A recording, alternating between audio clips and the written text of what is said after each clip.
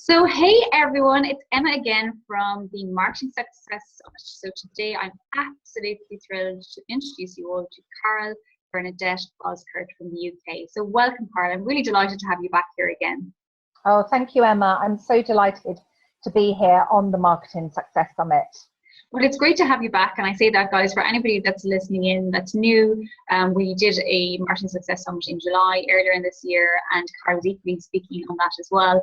And by popular demand, she is back. Today, she is speaking about blogging. But I would have to say that Carole has a very similar background actually to myself. In some ways, in that, corporate, she's worked in corporate significantly, but she equally has a degree and a master's in marketing, which I think it would have to be said, Carole, there's not too many have gone the full hog with the master's in marketing. So I think it's important for people just to understand in terms of, when you're working with people that do have the experience and have the education background, it does really lend itself to marketing strategy, to them actually knowing what they're talking about. And I suppose it's one of the reasons, obviously, I've asked Carole back as well, is because she knows her stuff. Like, she has helped people turn over millions and millions of pounds. She's worked with Fortune 500 companies. She's worked with the best in the industry, in different industries. She works a lot now with small to medium business owners. She's created a networking group in London, which again is a very busy city. It's called iNetwork, isn't that right, Carole? That's right. Yeah. And it's absolutely amazing. In a very short period of time, Carole has got some sterling people on as part of the network. And for anybody that's creating events or creating anything like this, it's actually hard to get anybody to turn up for a cup of coffee, not to mind turn up to kind of consistent networking meetings, and that they're getting value from it. So what I'd say to you guys is that, yes, Carole is talking about blogging today, and I know she'll tell you about a number of programs that she's running, but I know from Carole and working closely with her that she really does have the goods to back up working with people and helping small to medium business owners, or indeed bigger companies, to really improve their marketing and to get sales and looking at results all the time. So again, would highly recommend working with Carole. And what I'll do is I'll put you back to Carole, and she's going to start today obviously to talk to you about blogging, and just to remind you that she's doing it in the context of the overall business. Like the focus is always about the return on investment and why you're doing certain things. So again, I'm really looking forward again to your presentation, Carole, and I will put it back to you. And if you can share your screen, and we can get started, and we can maybe have a chat again maybe at the end as well. So brilliant. Yeah, absolutely. Thank you so much, Emma, and hi everyone. I'm just going to share my screen, and then I'm just going to go into full presentation mode. Brilliant. Can you see that, Emma? Yes, I can indeed. Okay, fantastic. Well, hi everyone. So as Emma said, I'm Carole Bozkurt of the Blueprint Group practice, and I'm a client attraction strategist and a business mentor. And I'm really excited today to be talking to you about blogging. It's actually blogging I've been doing for over 11 years. It's something that I love doing. I've been really fortunate. I've had a lot of success with my clients. They've ended up, some of their blog posts have gone viral, and they've ended up writing for Huffington Post and other publications and other great blogs as well. So let me just start off with a few facts. People who consistently blog receive 97% more links to their website. And people who prioritize blogging are 13 times more likely to enjoy positive return on investment.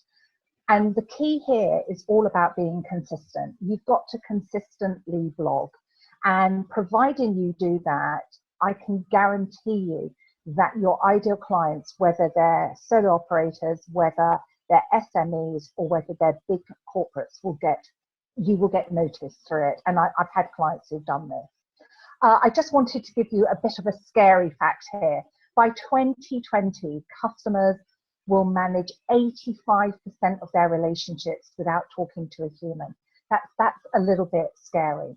But the great thing about your blog is that it works for you while you're sleeping. And as you get more proficient blogging, you will learn how to actually sell from your blogging from your blog in a way that's authentic, that's not pushy or manipulative, And it's not just a barrage of buy me, buy me, buy me all the time. It will be about giving great value as well as helping you to sell. But today, one of the things I really want to show you, we are going to be touching on selling, but one of the things I really want to show you is how to structure a blog properly. So let me just give you a little bit more information about our journey today. So I'm going to tell you a little bit about me, why people blog, how to structure a blog. Then I'm going to touch on selling from your blog and just give you a few extra tips. I'm just going to take a sip of water. You know, I can talk for hours non-stop, but as soon as I get onto presentations, suddenly my throat goes dry and I've got to start drinking water. Right, okay, so this is me. I'm a client attraction strategist. I started my business in 2011. I've got 20 plus years marketing experience. I'm not going to tell you how old I am. And, I really focus around visibility. That's where I've gone into lots of companies and I've worked with lots of people to really help them stand out in a crowded market, to claim their expert status, and basically to get more clients. And part of my experience is I've always been involved in PR for 19 years. I've been involved with PR, as well as things like latterly came along social media, and I've looked up website and sponsorship and all of those really good things for helping you to really stand out in a crowded market. And one of the things that happened when I was in PR, of course, blogging came out. And I thought to myself, this is such a great tool for, you know, one-man bands, consultants, solo operators who are working for themselves, because it gives you a platform in which to demonstrate your expertise. And nothing grows a brand quicker than PR, and then blogging came along. And what I've personally seen in the marketplace is that blogging is becoming so much more powerful that it's actually competing with PR.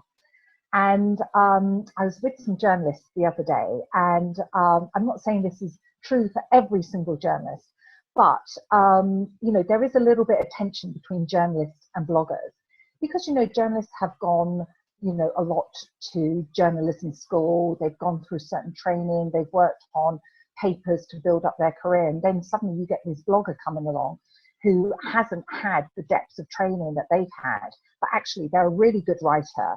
They can see things that perhaps maybe other people aren't seeing, or they're closer to the coalface, and they're writing these amazing blog posts, and they're getting really big following, bigger than actual journalists. So there is a little bit of a tension, but I can tell you this, bloggers are really becoming very, very powerful. And it is a fantastic tool. I mean, you might be listening to this because you want to become a full-time blogger. And you just have to look at people like Darren Rouse and John Morrow to see, you know, what a fantastic business they've built in a very short space of time. But I was a couple of months ago with a group of bloggers in an interior design day. I went on this interior design day because it was one of my clients was hosting it.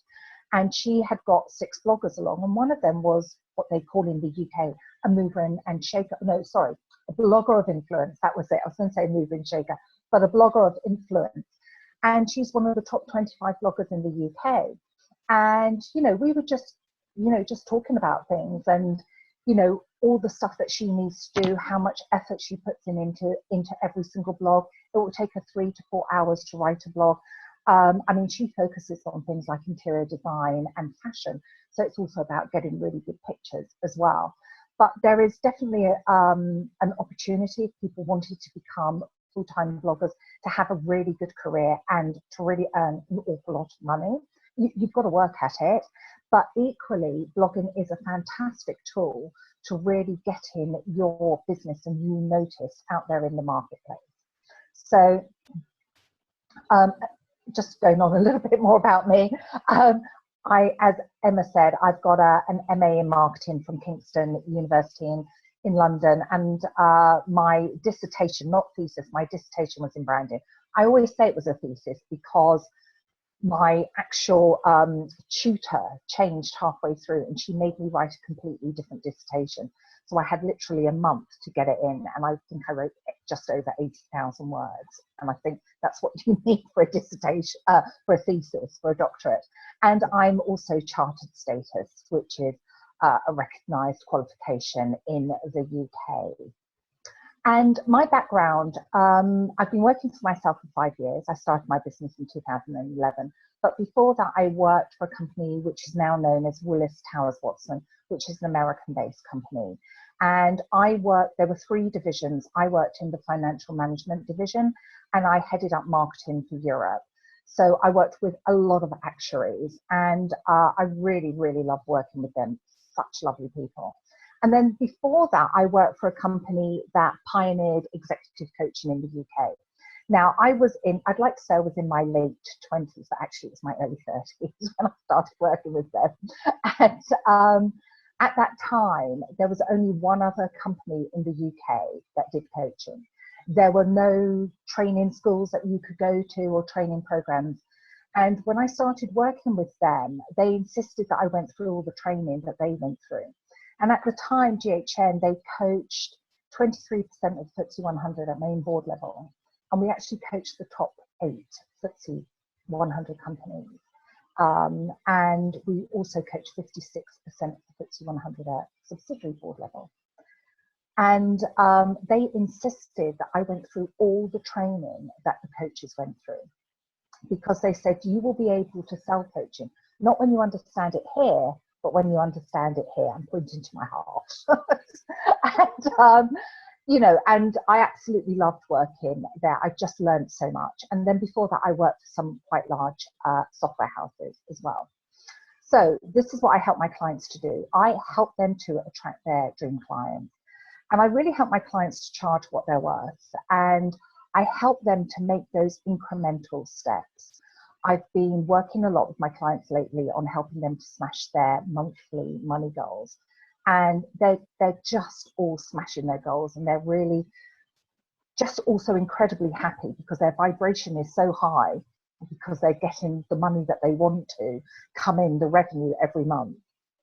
And I help them to take away their self-doubt and their confusion and overwhelm.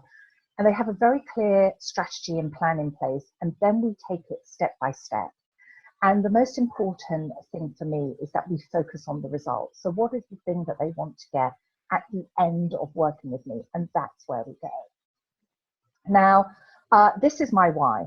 So I believe that every female business owner has the right to have a fulfilling and financially rewarding business. And I really, really strongly believe in that. And I find that I feel, very passionate, especially when I start working with people who are struggling to make money, struggling to just break even.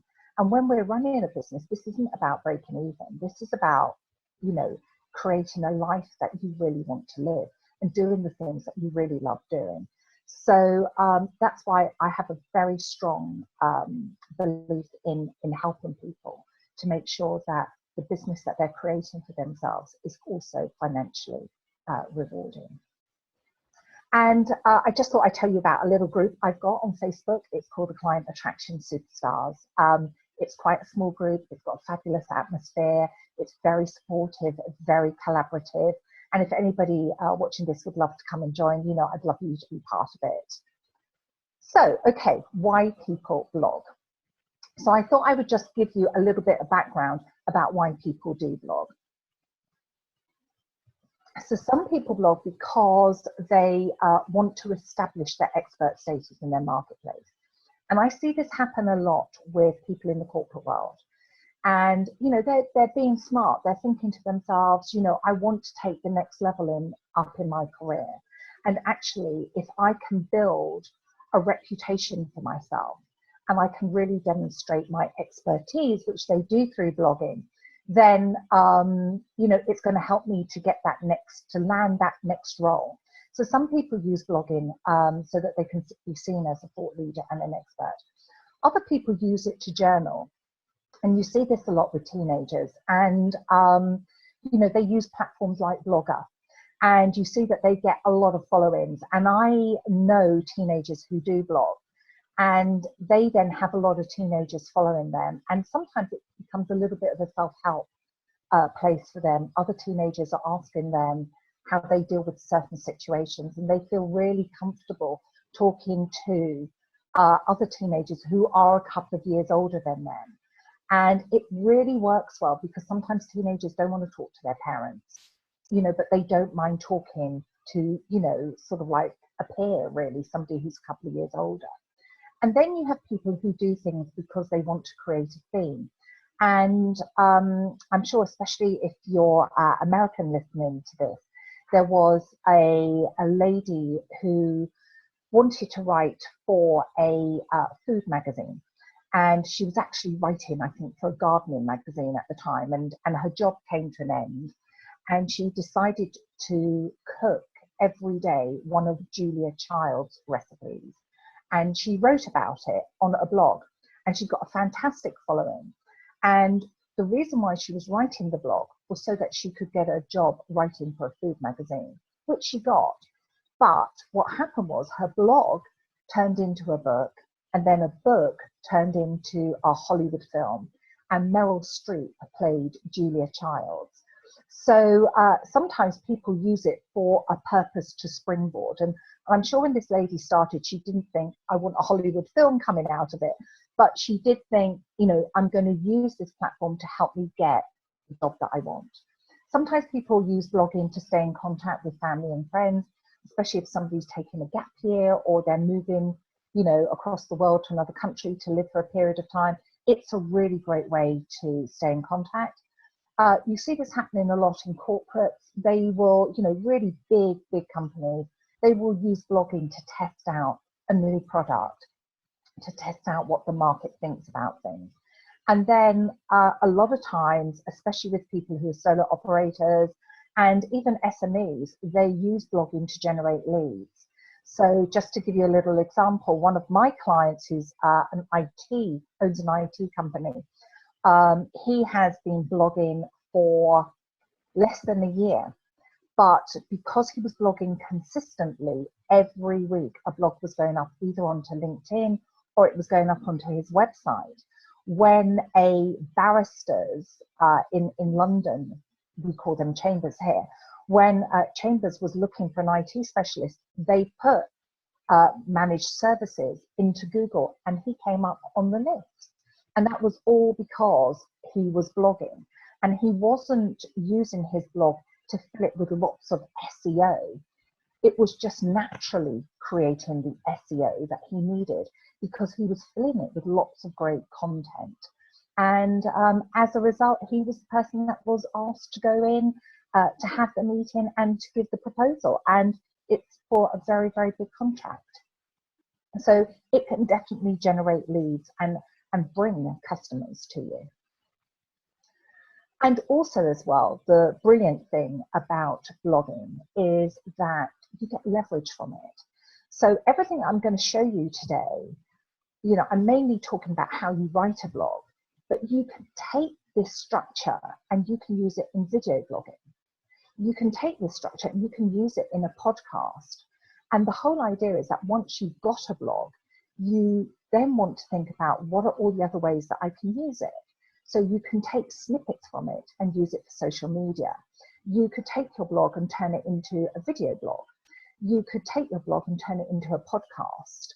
You know, you might not want to write, you might prefer to do video blogging, and then you can send it to rev.com and they will transcribe what you've said in your video into a written document for you. And it's as long as it's still this price, it's $1 for every minute of transcription. So if you've got a 15-minute video blog, and let's face it, the majority of video blogs, they're about 5 or 6 minutes, you can turn that, that's only going to cost you, say, $6 to get that turned into written format. And then you can put it up as a written document, or you can use it maybe even to create a lead magnet. And as I said, blogging really builds your expert status. And what it does is, if you think of yourself in the center with your clients, And then in the outer circle, you've got those people. They could be ex-clients. They could be people that you meet at networking. They could be people that might be belong into your Facebook group or your LinkedIn group. They're following you on social media and you're connecting them and you know them. But the next circle are the people who are on the periphery. They're the people who haven't yet made contact with you, but they're watching what you're doing. They're reading your blogs. They're looking at your social media. They're looking at your videos. They're listening to your Facebook Lives. And actually what happens is that those followers become loyal, and those loyal followers will turn into raving fans, and raving fans become clients. Now, I always give the example of like Lady Gaga. You know, I have a nephew who goes crazy for Lady Gaga. You know, when she's coming over to do a concert, they will queue up in the streets and stay out overnight in order to get a ticket. You know, they become followers. They are raving fans. And when Lady Gaga comes out with a new song, they get onto social media and tell everyone to watch it. Now, you might think, okay, well, that's great because Lady Gaga is huge, but we can bring that a lot closer to home. I don't know about anybody listening here, but I have a hairdresser that I've been going to for about 15 years, and she's in London, and I go and see her regularly. And if she was to move from that hairdresser, I would go with her. And the thing is that I recommend her. I think she's really, really good at what she does. And she's also great contacts, and she is all about connecting with people in business as well. So, you know, I'm a fan of hers, but I'm also a client. So it can, you know, this sort of like loyal followers become raving fans who then become your clients. That's a lot closer to home. It's just not for celebrities and people like that. And it's also an opportunity for people to connect with your brand. It demonstrates your personality. And it's that know, like, trust, you know, process that people have to go through. And the more that you're blogging, the more they are getting to know you, the more they're understanding your personality. They're reading, you know, your value, the valuable tips that you're giving to people, and then they're taking them and putting them into their own business. And if they work out for them, they're going to come back and read more of your stuff, and they're far more likely then to become a client. And the thing about blogging as well is what we've got to remember is, you know, we often talk about these sales funnels, and people sort of like show a funnel, which is sort of like an upside down triangle. You know, you're leading people through the funnel. But the world has changed, and, you know, your funnel, you know, you've got this cloud on top of your funnel, so it looks a little bit like an ice cream cone now. And the fact is that a lot of your clients are going into the cloud, and they are learning about the products and the services that they want to buy. And they're doing that from things like, you know, going onto webinars, going into forums, looking at LinkedIn recommendations, using social media, reading, you know, going onto Amazon, downloading a book onto their Kindle. They are using the cloud to help inform them, so that when they come to you, a lot of them already know what they're going to buy. They're just deciding whether they want to work with you or not. So it's really important in the cloud that you're controlling the message, because rightly or wrongly, if you're not controlling the message, then somebody else is. And as I said, this is where the decisions are being made. And I've got a stat here that 74% of consumers are relying on social networks to guide their purchase. And a blog is one of those social networks that people are coming to learn about the services or the products that they want to buy. And also as well, blogging helps create brand awareness.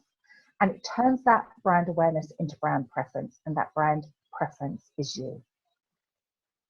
And also it drives a ton of traffic to your website.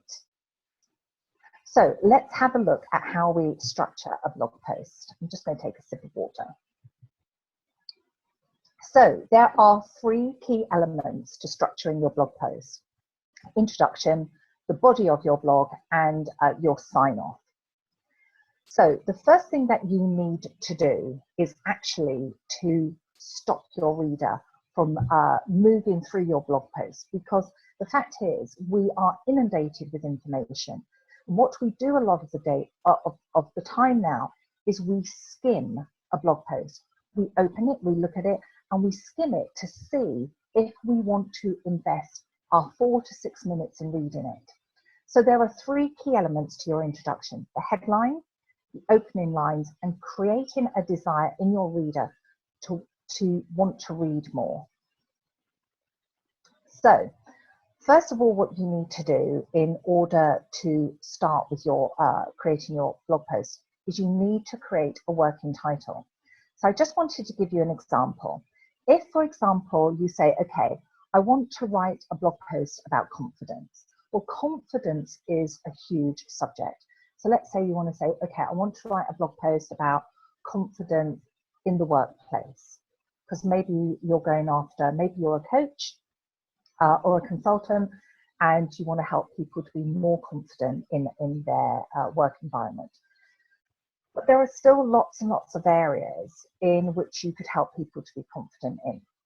So again, you've got to drill down, get to that next level of detail. And remember, this is just a working title at this stage.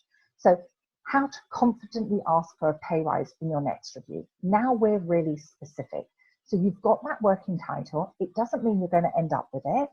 And then what you want to do is create a mind map or write a list or a flowchart, whatever you feel happy with, about what you want to go into that blog post. And the reason why we do this is it is so incredibly easy when you start writing to go off on a tangent and to go down a rabbit hole. And you sort of like look back at your blog and you think, oh, I've just written 500 words on this area, and actually I just really needed to write a paragraph about it. I've gone into too much detail. So what happens is when you write your, or when you do your mind map or write your list or create your flowchart, it just really helps you to keep focused. You need a great headline. And just a little fact here is that 80% of blogs and emails are read because of their headline. Now, John Morrow, who's been one of my coaches, has got a fantastic cheat sheet for writing. He's called it 52 Headline Hacks. So you can always go over to his website to download that. But it really just helps you to start thinking about how you're going to put your headline together. And what he recommends is, you know, you start off with this working title, and then as you write your blog or at the end of writing it, you just sit down for, you know, 10 minutes and you come up with 25 different headlines. And then you leave them for 24 hours and you come back to them and you see which one really pops out, really grabs your attention, because that's probably going to be the one that grabs your ideal client's attention as well.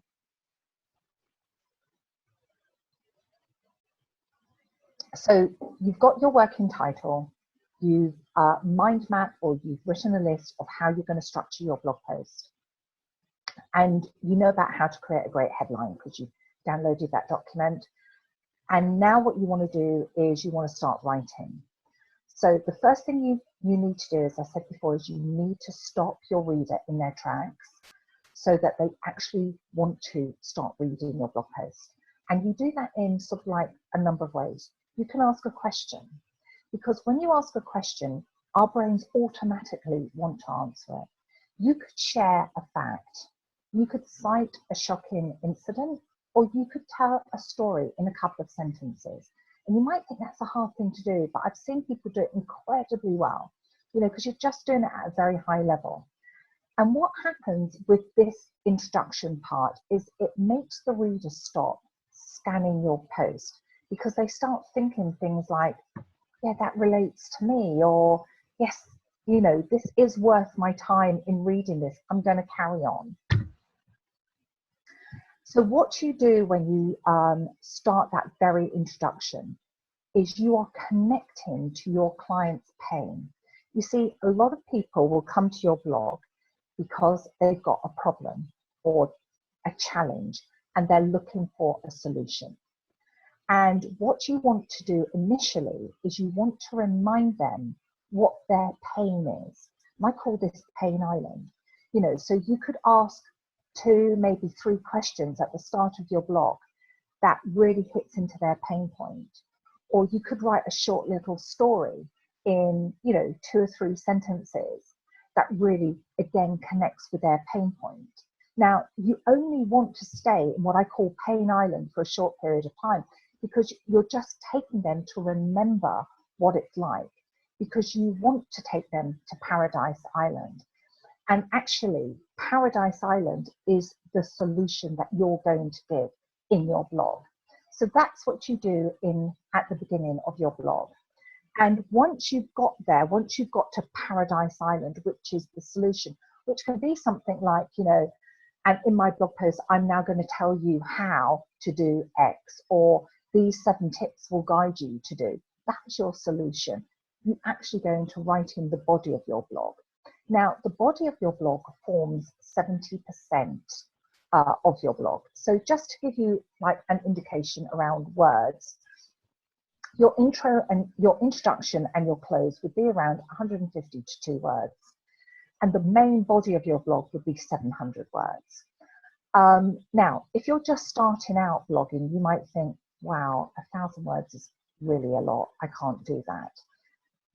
Don't start off with 1,000 words. Start off with 400, 600, but just keep moving all the time.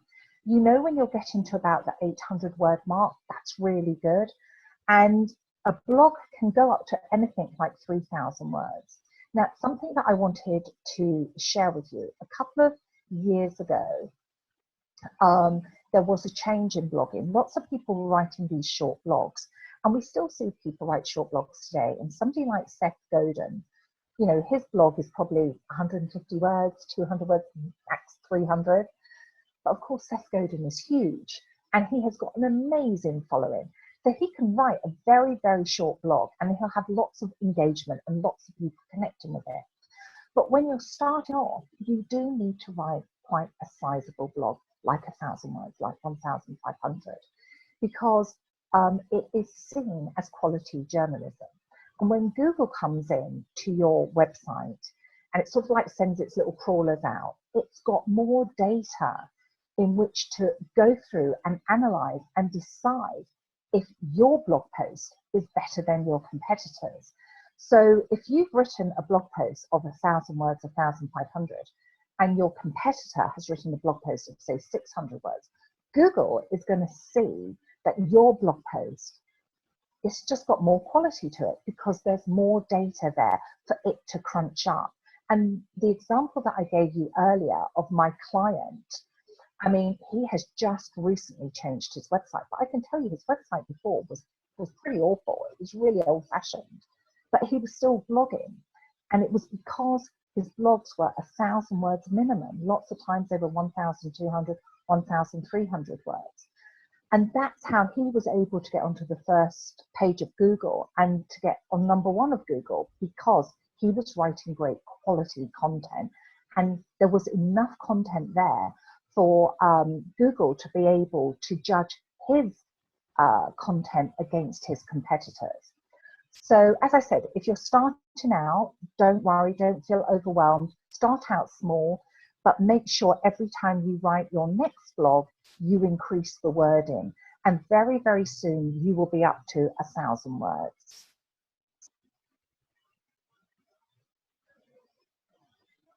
Also as well, just remember that when you write your blog, you don't want to overwhelm your reader. And if your blog comes across like a wall of text, it is going to overwhelm your reader. They will start reading and they will get so far and it will just fry their brain. You see, they need lots of white space and other things going on in your blog in order to help them read it through.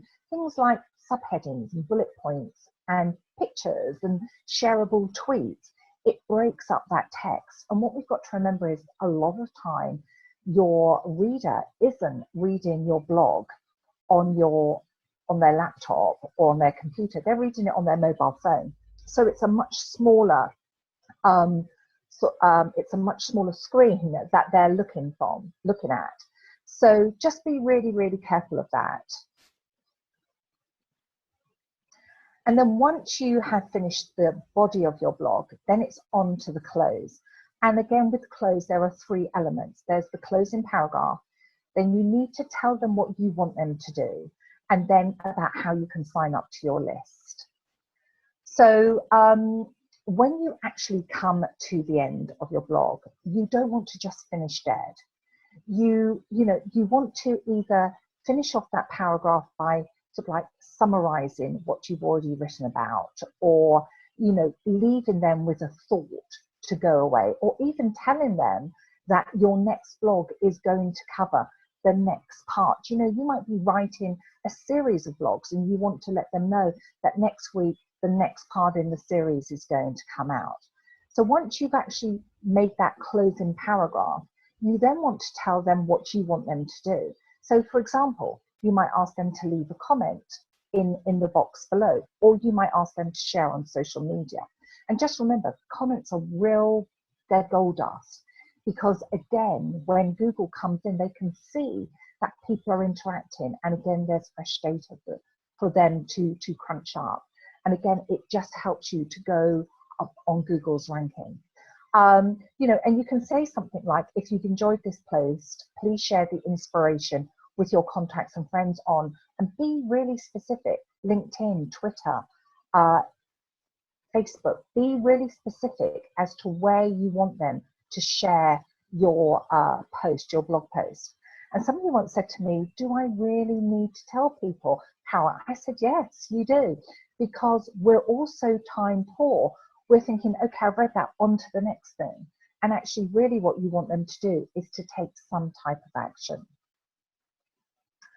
Okay, selling from your blog post. We're going to move on to that now. So, one of the things I'm a great believer in is that you need to serve first. And when you serve, you then have permission to sell. Now, you serve in your blog post by giving lots of value, and you will actually be positioning yourself for success. Because remember, people are coming to your blog post, not because, well, sometimes they come to your blog post because they do want to be entertained. They do want a little bit of light relief. And if that's the business that you're in, that's great.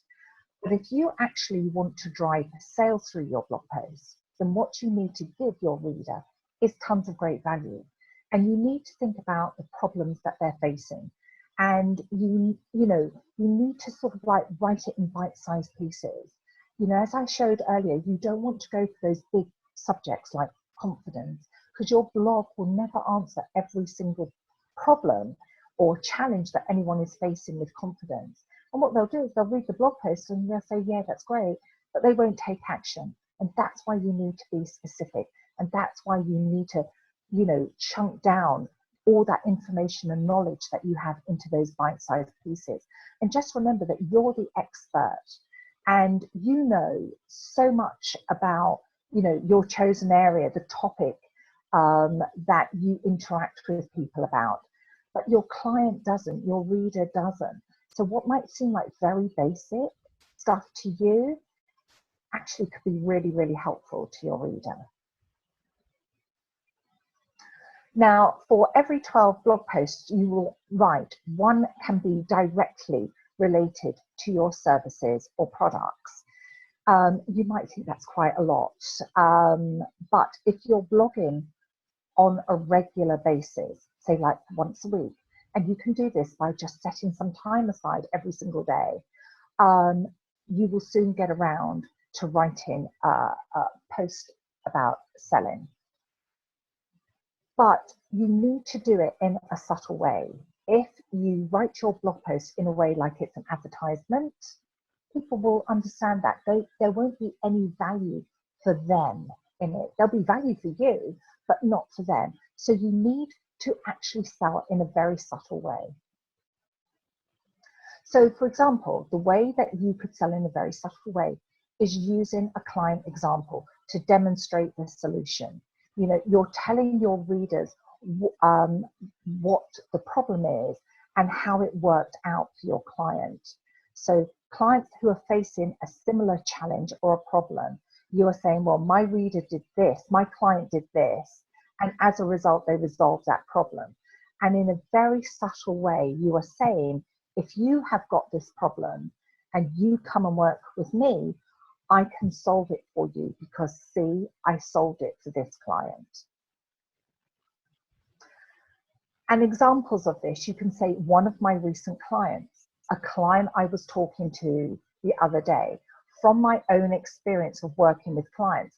It's very subtle ways of selling that you can pepper throughout your blog post.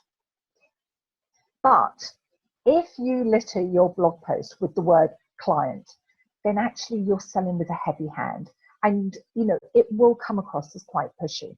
So you want to limit yourself to maybe mentioning sort of like the phrase or the word, working with your client, to about 3 times. So no more than 3 selling references.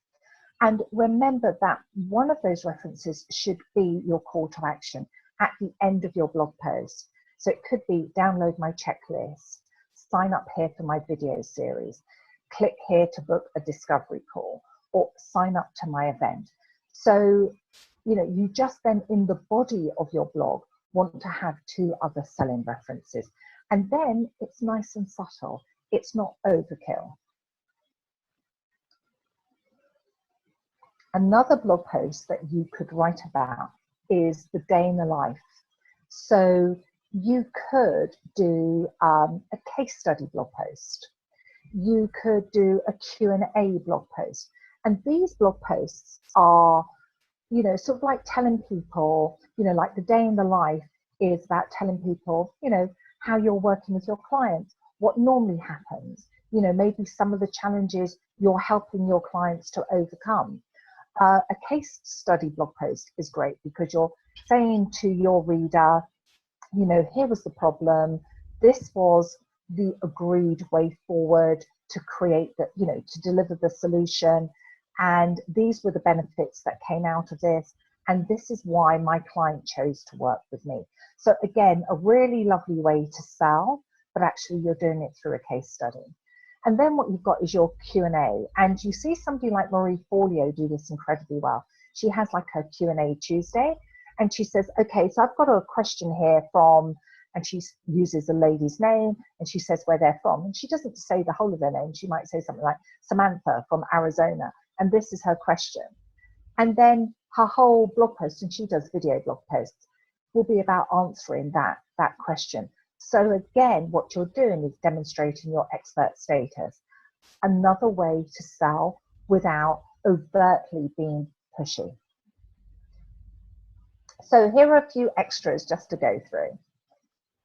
So how to become a great writer. Now, when I was in my corporate role, one of the things I loved doing was writing. And, I wanted to be a novelist. That's a bigger story for another day. But one of the things that I learned on some of the courses that I went on to become a novelist is that the difference between a great writer and a not so great writer is that the great writer simply writes every day. They write from the heart, they're prepared to be vulnerable, and what happens through writing every single day is that you strengthen that writing muscle. If you leave big gaps between your writing, it's a lot harder to get into what you're writing. Whereas if you're writing every day, you'll soon find that within a couple of minutes, you'll be back into the flow.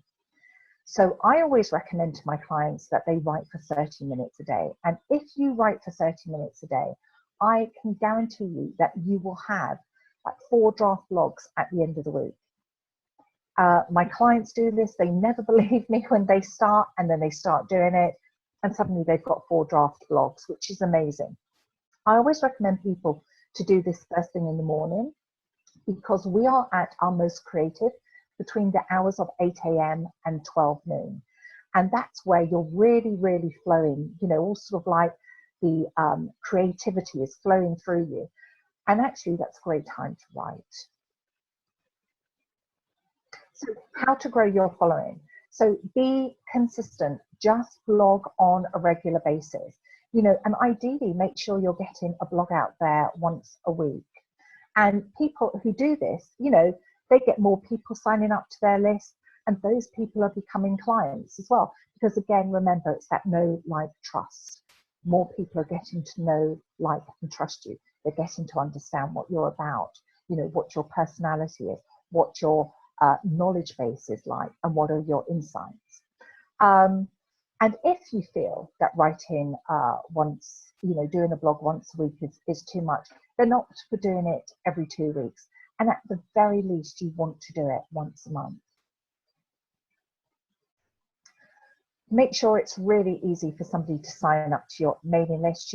Have an opt-in box, on your website, something that will pop up regardless of where they're going to come into your website, but especially at the bottom of your blog, have that sign-up box there. And all you need to do is just talk to your website, your graphic designer, to get that plugin sorted out, unless you can do it yourself, of course. I always need somebody to do my stuff. Don't forget to share your blog posts on social media. And, sometimes I see people just sharing their blog post once on social media. And what you've got to say to yourself is, what's the shelf life of that tweet or, tweet or Facebook post or LinkedIn post? So if you share something on Twitter, probably got the shelf life of something around 15 minutes. If you share it on LinkedIn, depending how many people you're following and how many people are following you, it could have a shelf life of a day. Same with Facebook. But the more people who are maybe following your page or in your Facebook group or the groups that you're in, it could just have a shelf life of anything from about 30 minutes to a couple of hours.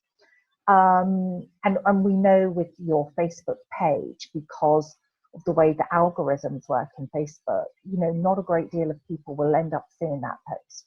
So don't be worried to share it more than once. What I would definitely say is that if you want to, you could share it several times a day on Twitter.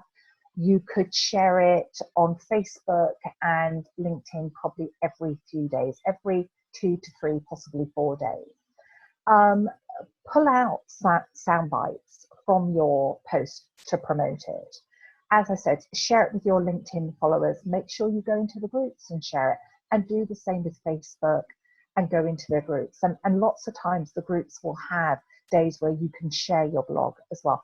And don't forget about Pinterest. Pinterest is a great social media tool, and it does go beyond design and photography. And, you can see lots of big service companies like HubSpot are on Pinterest, and they share all their stuff.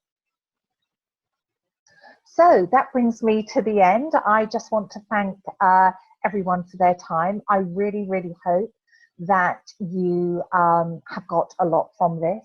If you've got any queries at all, please, come over to my Client Attraction Superstars Facebook group, join us there. You can always ask questions, or you can email me directly.